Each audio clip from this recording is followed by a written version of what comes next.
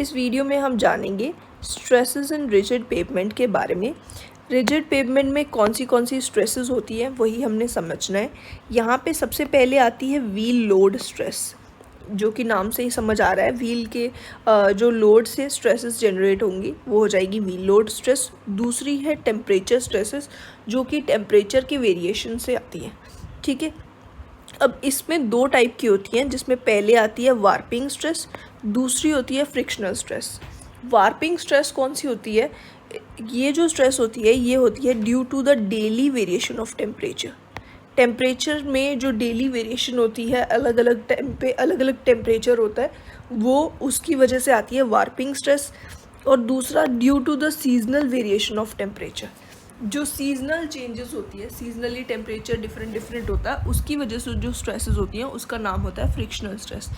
Warping stress और frictional stress ये बस नाम रखे हुए हैं, आपको इसको बस इतना याद रखना है कि वार्पिंग स्ट्रेस डेली वेरिएशन की वजह से होती है, फ्रिक्शनल स्ट्रेस सीजनल वेरिएशन की वजह से होती है। अब हम इसको अच्छे से समझते जाएंगे सारी स्ट्रेसेस को।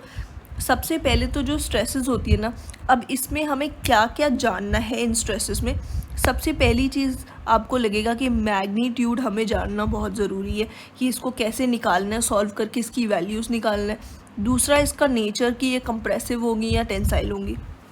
तो यहाँ पे मैं बता दूँ कि दोनों ही चीज़ें वैसे तो हमें जाननी है, बट मैग्नीट्यूड इतना इम्पॉर्टेंट नहीं है, क्योंकि जब भी आपको क्वेश्चन मिलेगा इन स्ट्रेसेस से रिलेटेड तो उसका मैग्नीट्यूड ऑलरेडी गिवन होगा।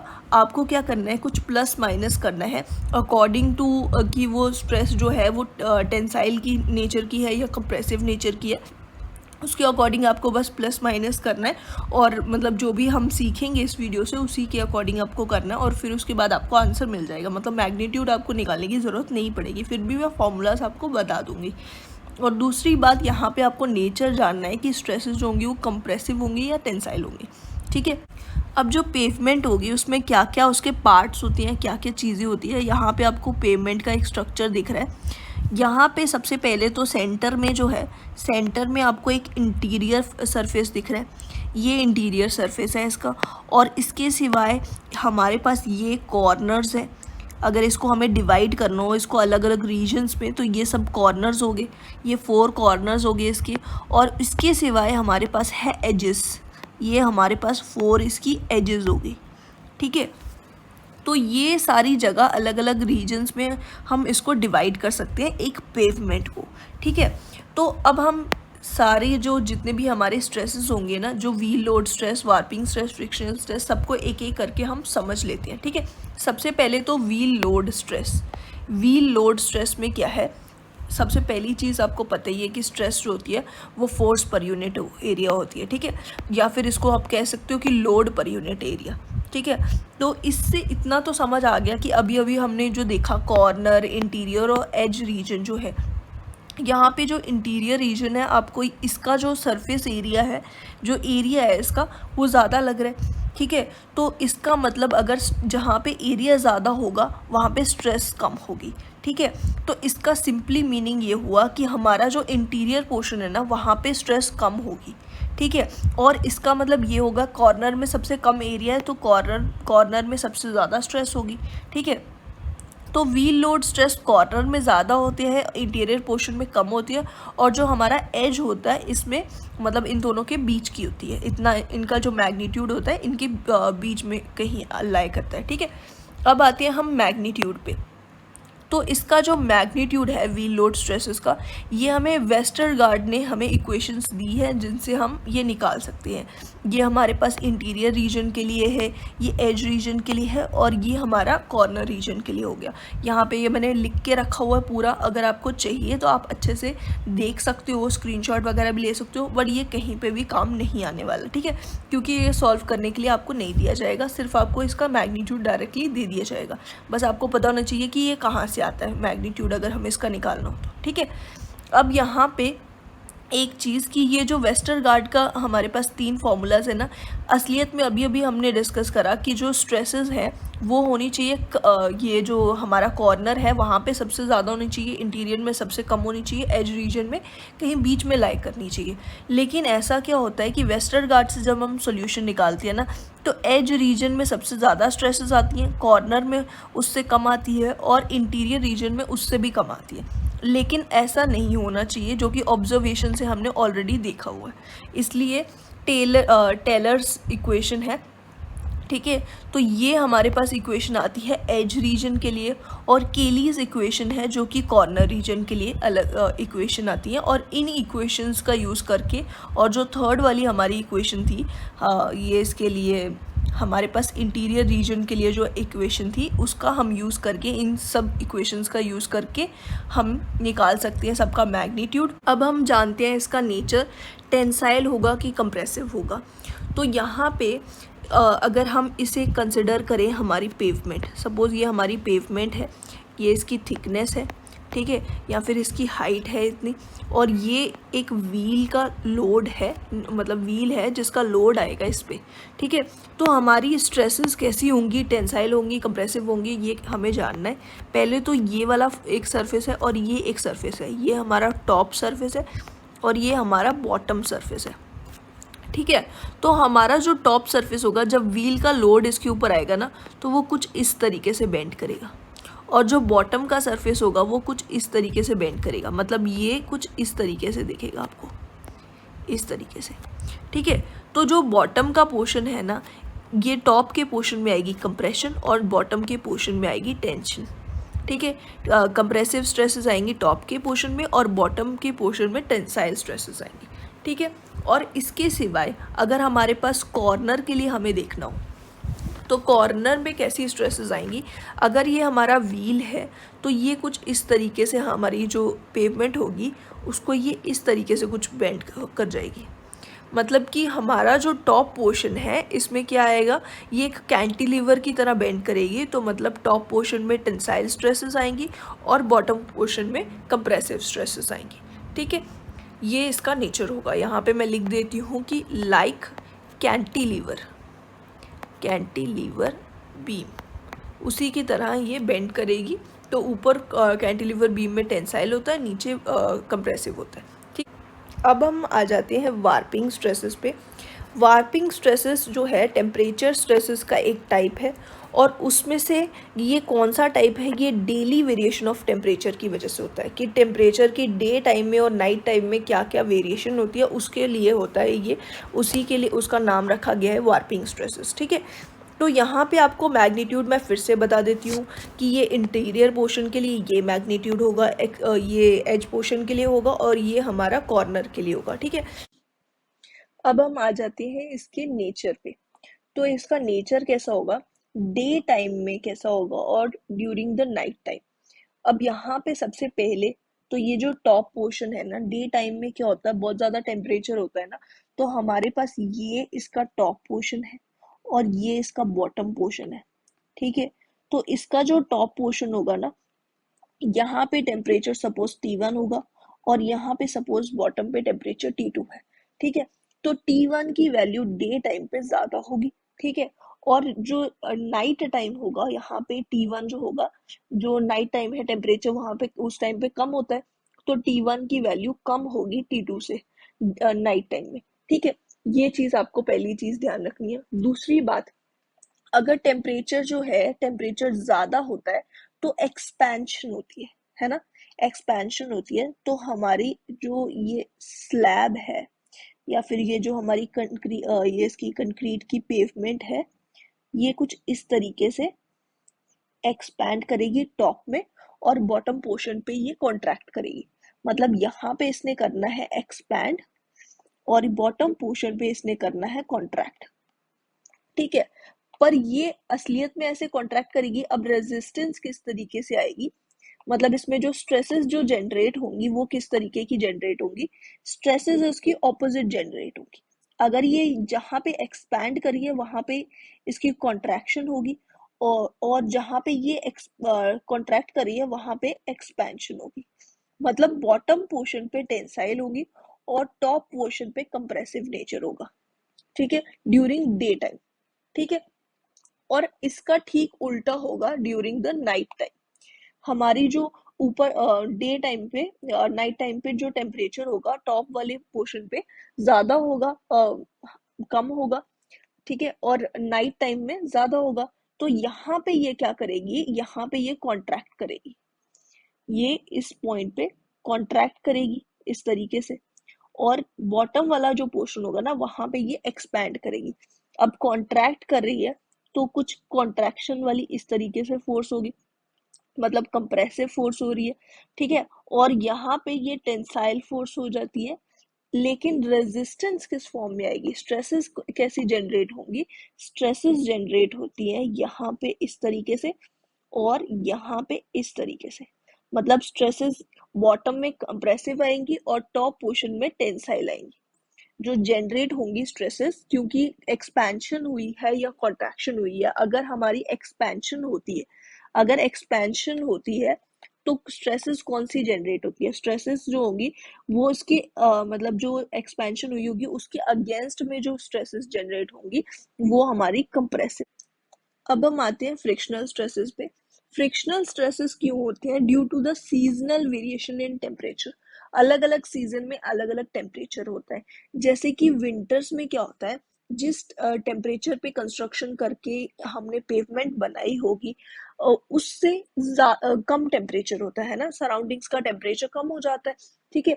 और समर्स में क्या होता है कि टेम्परेचर ज्यादा हो जाता है देन द टेम्परेचर जिस टेम्परेचर पे कंस्ट्रक्शन करके वो पेवमेंट को बनाया गया है, ठीक है। और यहाँ पे हमें क्या करना है, जैसे हम पहले केसेस में क्या कर रहे थे, टॉप और बॉटम की बात कर रहे थे तब से, है ना। यहाँ पे हम टॉप और बॉटम की, कॉर्नर और एजेस वगैरह की बात नहीं करेंगे। यहाँ पे क्या होगा कि हमारी जो प्लेट है ना, पूरी की पूरी प्लेट को हम फुली कंसिडर करेंगे और टॉप और बॉटम के बारे में बात नहीं करेंगे, ठीक है। तो विंटर्स में क्या होगा, यहाँ पे विंटर्स में क्या होगा, हमारे पास जो पेवमेंट है ना इसमें क्या आएगा, क्योंकि हमारे जो सराउंडिंग टेम्परेचर है, टेम्परेचर कम हो चुका है, टेम्परेचर हमारा सराउंडिंग कम हो चुका है, तो ये करेगी कॉन्ट्रैक्ट, है ना, हमारी पेवमेंट करेगी कॉन्ट्रैक्ट, इसे करना है कॉन्ट्रैक्ट। अब जो स्ट्रेसेस जनरेट होंगी ना वो इसके ऑपोजिट होंगी, और जो स्ट्रेसेस जनरेट होंगी वो एक्सपैंड करने की कोशिश करेंगी, ठीक है। तो ये स्ट्रेसेस हमारे पास आएंगी एक्सपेंशन वाली, जो एक्सपैंड करी होंगी, मतलब कि टेंसाइल स्ट्रेसेस आएंगी विंटर्स के टाइम पे। अब दूसरी बात की स्ट्रेसेस जो होंगी वो किस पॉइंट पे लगेंगी, तो इसका जो मिडल लेयर होगा ना ये, यहाँ पे स्ट्रेसेस लगेंगी, ठीक है। अब हमें इसका नेचर पता चल गया, और जो हमारा मैग्नीट्यूड होगा, मैग्नीट्यूड क्या होगा, frictional stresses is equals to coefficient of friction, coefficient of friction times unit weight of concrete times longitudinal जो डायरेक्शन का लेंथ है डिवाइडेड बाय 2। यहाँ पे लॉन्गिट्यूडनल डायरेक्शन का जो एलएक्स है ये इसके साथ डिवाइड बाय 2। अब यहाँ पे डिवाइड बाय 2 क्यों किया है हमने, ये भी हमें ध्यान रखना है। डिवाइड बाय 2 क्यों किया है, क्योंकि हमारा जो सेंट्रल पोर्शन है ना वो पूरा जो है वो दोनों साइड से, मतलब एक टेंसाइल टेंसाइल फोर्स लग रही है, मतलब टेंसाइल स्ट्रेसेस लग रही है ना, तो ये इस तरीके से दोनों जो पोर्शन है ना हाफ में, मतलब हाफ पोर्शन बिल्कुल सेंट्रल पोर्शन से ये दोनों की दोनों ना साइडवर्ड मूव करने की कोशिश करे, हाफ ऑफ पोर्शंस जो है। तो इसलिए हमारा जो हाफ पोर्शन है Lx/2 जो है उतने पोर्शन के लिए हम स्ट्रेसेस निकालते हैं, फ्रिक्शनल स्ट्रेसेस जो होती हैं, इसीलिए यहाँ पे हाफ हमने करा है, ठीक है। तो ये इसका फॉर्मूला हो जाता है। अब दूसरी बात, यहाँ पे जो हमारा विंटर्स के लिए हमने निकाल लिया, अभी अभी जो हमने बताया ये पूरा कॉन्सेप्ट जो था ये विंटर्स के लिए टेंसाइल था, और यहाँ पे हम समर्स के लिए बिल्कुल सेम वे में, फॉर्मूला भी यही है, सब कुछ सेम वे में होगा, लेकिन बस इसका जो स्ट्रेसेस जो होंगी उसका नेचर जो होगा वो कंप्रेसिव हो जाएगा, ठीक है। विंटर्स के लिए ये क्या था, विंटर्स के लिए ये टेंसाइल था, ठीक है। अब यहाँ पे ना एक चीज आपको ध्यान रखनी है कि जो ये वाला पोर्शन है ना, सेंट्रल पोर्शन, ये जो पोर्शन है सेंट्रल पोर्शन, यहाँ पे सबसे ज्यादा स्ट्रेसेस आती हैं, और जो साइड वाला पोर्शन है ना, साइड वाला पोर्शन है यहाँ पे सबसे कम स्ट्रेसेस आती हैं, मतलब इसका ग्राफ कुछ इस तरीके से होता है, ठीक है। मतलब कुछ इस तरीके से मैक्सिमम स्ट्रेस यहाँ आएगी और यहाँ पे जीरो होंगी बिल्कुल, ठीक है। तो मैक्सिमम स्ट्रेसेस जो होंगी ना, वो इस केस में, फ्रिक्शन के केसेस में जो होगी, वो सेंटर पे आएंगी, और जो जीरो होगा, मतलब एंड्स पे जो स्ट्रेसेस आएंगी ना, वो जीरो होंगी, मतलब बिल्कुल फ्रिक्शनल स्ट्रेसेस नहीं होंगी। और यहाँ पे एक और चीज आपको ध्यान रखनी है कि फ्रिक्शनल स्ट्रेसेस जो होती है ना, वो वार्पिंग स्ट्रेसेस के कंपैरिजन में बहुत कम होती है, ठीक है। फ्रिक्शनल स्ट्रेसेस वार्पिंग स्ट्रेसेस के कंपैरिजन में बहुत कम होती है। अब हमें क्या करना है, अब हमें निकालनी है worst combination of stresses, find out करने हैं हमें वर्स्ट कॉम्बिनेशन ऑफ स्ट्रेसेस। ये जो जितनी भी हमने स्ट्रेसेस देखी हैं, इसमें जो जो नेचर था इसका, जैसे हमारे पास जो स्ट्रेसेस आई हैं, वो कुछ स्ट्रेसेस थी जो टेंसाइल नेचर की थी, कुछ जो कंप्रेसिव नेचर की थी। अब रिजिड पेवमेंट आपको पता है कि कंक्रीट की बनी होती है, रिजिड पेवमेंट जो है वो कंक्रीट की होती है, और कंक्रीट जो होता है ना, वो कंप्रेसिव स्ट्रेसेस तो ले सकता है, लेकिन वो टेंसाइल स्ट्रेस नहीं ले सकता, ठीक है। मतलब वो टेंशन नहीं लेता है, ठीक है। इसका मतलब क्या है कि हमें जो मतलब इसकी वर्स्ट कॉम्बिनेशन कौन सा होगा, जहां पे ज्यादा टेंसाइल स्ट्रेस आ रहे होगे ना, इसका मतलब वो वर्स्ट कॉम्बिनेशन होंगे, ठीक है। तो हमें वर्स्ट कॉम्बिनेशन निकालने हैं यहाँ पे। अब उसके लिए हमने जो डिस्कस करा है ना, नेचर वाला पोर्शन, हम फिर से एक बार देख लेते हैं, और साथ साथ में हम करते जाते हैं। व्हील स्ट्रेसेस में हमने क्या डिस्कस करा था कि जो इंटीरियर पोर्शन होता है और एज पोर्शन होता है, उसका टॉप पोर्शन जो होता है उसमें कंप्रेशन होती है, और बॉटम पोर्शन में टेंशन होती है, ठीक है। तो बस यही हमें डायरेक्टली नोट डाउन करते जाना है कि जो हमारा इंटीरियर और एज पोर्शन है, इसका टॉप पोर्शन जो है वो कंप्रेसिव है, और जो बॉटम पोर्शन है वो टेंसाइल है, ठीक है। और जो हमारा कॉर्नर है, इसके लिए टॉप पोर्शन जो है वो टेंसाइल है, और बॉटम पोर्शन कंप्रेसिव है, ठीक है। टॉप पोर्शन टेंसाइल है, बॉटम पोर्शन जो है वो कंप्रेसिव है। ये हो गया वी लोड के लिए। वार्पिंग स्ट्रेसेस के लिए डे और नाइट का अलग अलग था। ड्यूरिंग डे जो हमारा टॉप पोर्शन है वो कंप्रेसिव है, और बॉटम पोर्शन टेंसाइल है, ठीक है। ड्यूरिंग डे टॉप पोर्शन जो है वो कंप्रेसिव है, और बॉटम पोर्शन जो है वो टेंसाइल है, ठीक है। और जो हमारे पास ड्यूरिंग नाइट है, टॉप पोर्शन टेंसाइल है, और बॉटम पोर्शन कंप्रेसिव है। और ये पूरे के लिए सेम होगा, मतलब इंटीरियर एज और कॉर्नर सबके लिए सेम होगा, ठीक है। Top portion compressive, bottom portion tensile, top portion compressive, bottom portion tensile, पूरे डे के टाइम पे। और नाइट के टाइम पे टॉप पोर्शन जो होगा वो टेंसाइल हो गया, और बॉटम पोर्शन कंप्रेसिव, ठीक है। ये हो गया वार्पिंग स्ट्रेसेस के लिए। और फ्रिक्शनल स्ट्रेसेस के लिए हमने क्या देखा कि विंटर में सिर्फ और सिर्फ टेंसाइल फोर्स आएगी, और टेंसाइल स्ट्रेसेस आएंगी, और समर्स में कंप्रेसिव स्ट्रेसेस आएंगी। तो विंटर्स में हम हर जगह टेंसाइल लिख देंगे, ठीक है। ये आ गया, सब जगह टेंसाइल हमने लिख देना, और समर्स में हर जगह हमने कंप्रेसिव लिख देना है, ठीक है। अब हमें देखने हैं क्रिटिकल कॉम्बिनेशन। तो क्रिटिकल कॉम्बिनेशन क्या होगा, जहां पे टेंसाइल फोर्स, टेंसाइल स्ट्रेसेस जो होंगी वो ज्यादा होंगी, ठीक है। तो यहाँ पे हम देख सकते हैं, पहला जो हमारे पास पोर्शन है, देखो हमारे पास जो पहला पोर्शन है, यहाँ पे टेंसाइल है और यहाँ पे टेंसाइल है, दो हो गए। और जो बॉटम है, इंटीरियर का जो बॉटम है, यहाँ पे टेंसाइल है, यहाँ पे टेंसाइल है, और यहाँ पे टेंसाइल है, मतलब ये तीन जगह पे टेंसाइल है, ठीक है। फिर उसके बाद हमारा एज पोर्शन है, ये जो है ये वार्पिंग नाइट टाइम पे टेंसाइल है, और फ्रिक्शनल स्ट्रेसेस जो है वो विंटर्स में टेंसाइल है, ये भी दो जगह पे है। बॉटम में, एज पोर्शन में बॉटम जो है, यहाँ पे टेंसाइल, यहाँ पे टेंसाइल, और यहाँ पे, ये फिर से थ्री हो गया। फिर उसके बाद है कॉर्नर पे, ये टेंसाइल टेंसाइल टेंसाइल, और ये टेंसाइल ये टेंसाइल, यहाँ पे भी हम देख सकते हैं टेंसाइल थ्री टाइम्स है। मतलब कि इसमें से कौन से क्रिटिकल कॉम्बिनेशन हो गए, ये वाले, जहां पे टेंसाइल स्ट्रेसेस ज्यादा आई है ना, वहां पे क्रिटिकल कॉम्बिनेशन है, मतलब वो सब मिला के हमारे क्रिटिकल कॉम्बिनेशंस बनती है, ठीक है। अब हम यहाँ पे एक बात कर लेते हैं कि जो इंटरनल स्ट्रेसेस होती है ना, इंटरनल स्ट्रेसेस की जो वैल्यू होती है ये बहुत कम आती है, वैल्यू बहुत कम आती है, इसीलिए इसके हम क्रिटिकल कॉम्बिनेशंस की तरफ ज़्यादा ध्यान नहीं देते हैं, इसकी वैल्यूज़ नहीं निकालते हैं। और यहाँ पे हम आते हैं अब एज पोर्शन पे। अगर आप एज पोर्शन को ध्यान से देखो, इसके लिए जो क्रिटिकल कब कब है, जो हमारा एज पोर्शन है वो क्रिटिकल कब कब है, ड्यूरिंग द डे टाइम, ये हमारा डे टाइम पे, और ड्यूरिंग द विंटर्स, विंटर्स में, और ये बॉटम पे जो है क्रिटिकल है। मतलब ये डे टाइम में, ड्यूरिंग द विंटर्स, और ये बॉटम में क्रिटिकल है एज पोर्शन। और जो हमारा कॉर्नर पोर्शन है ना, ये पहली बात ये डे टाइम या नाइट टाइम, नाइट टाइम और हमारा विंटर्स में, और उसके साथ साथ ये टॉप पे क्रिटिकल है। नाइट, विंटर्स, विंटर्स और टॉप पोर्शन में ये क्रिटिकल है।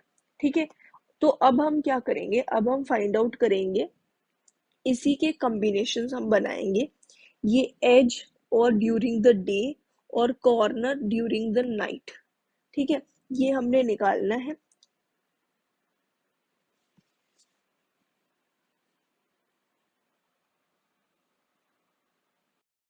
अब हम क्या फाइंड आउट करेंगे, जो एज है ना उसके लिए डे क्रिटिकल है, कॉर्नर के लिए नाइट क्रिटिकल है। ठीक है, तो एज के लिए डे टाइम में विंटर मिड डे में क्या स्ट्रेसेस आएंगी, समर मिड डे में क्या स्ट्रेसेस आएंगी, मतलब इसका कॉम्बिनेशन क्या होगा, वो हम फाइंड आउट करेंगे। यहाँ पे मैंने वी लोड स्ट्रेस को एस डब्ल्यू एच से डिनोट करा है, वार्पिंग स्ट्रेस को एस डब्ल्यू ए से, और फ्रिक्शनल स्ट्रेस को एस एफ से डिनोट करा है। पहली बात, एज की अगर हम बात करें तो एज पे बॉटम जो होता है वो क्रिटिकल होता है। ठीक है, और कॉर्नर के लिए टॉप क्रिटिकल होता है। व्हील लोड स्ट्रेस की हम बात करें तो बॉटम पे टेंसाइल है और टॉप के लिए टेंसाइल है। तो ये जो है, हम बॉटम वाले को और टॉप वाले को, एज के लिए बॉटम को कंसिडर करेंगे, टॉप और कॉर्नर के लिए टॉप को कंसिडर करेंगे, तो मतलब हमेशा व्हील लोड स्ट्रेसेस जो होंगे वो टेंसाइल ही होंगे। ठीक है, तो ये एज के लिए और जो हमारा कॉर्नर है दोनों के लिए हमेशा टेंसाइल ही होंगे। ठीक है, और दूसरी बात, फ्रिक्शनल स्ट्रेसेस जो है वो हमने पहले भी डिस्कस करा कि विंटर्स के लिए हमेशा टेंसाइल होती है, विंटर्स के लिए हमेशा टेंसाइल होती है और समर के लिए हमेशा कंप्रेसिव होती है।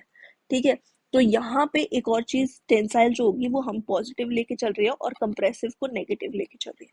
तो विंटर्स के लिए ये टेंसाइल होगी, समर के लिए कंप्रेसिव होगी, यानी कि ये नेगेटिव होगी और ये पॉजिटिव होगी। ठीक है, और कॉर्नर नाइट के लिए है, तो ये भी विंटर्स के लिए विंटर मिड, यहाँ पे डे नहीं आएगा, यहाँ पे नाइट आएगा। ठीक है, ये हो जाएगा नाइट, और यहाँ पे आएगा summer mid night, winter mid night और समर मिड नाइट, क्योंकि नाइट जो है वो कॉर्नर के लिए क्रिटिकल है, इसलिए यहाँ पे विंटर्स में टेंसाइल और समर्स में कंप्रेसिव, ये नेगेटिव और ये पॉजिटिव।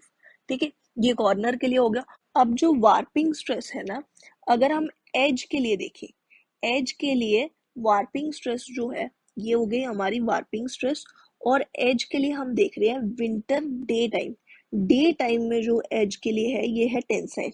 ठीक है, तो यहाँ पे ये आ जाएगी टेंसाइल, डे टाइम में, समर हो चाहे विंटर हो दोनों ही डे टाइम में ये टेंसाइल हो जाएगी, मतलब ये पॉजिटिव हो जाएगी।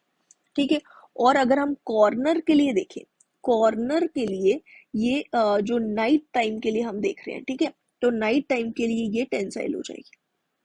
ठीक है, तो ये भी यहाँ पे भी टेंसाइल हो जाएगी नाइट टाइम, चाहे विंटर्स में हो चाहे समर्स में हो।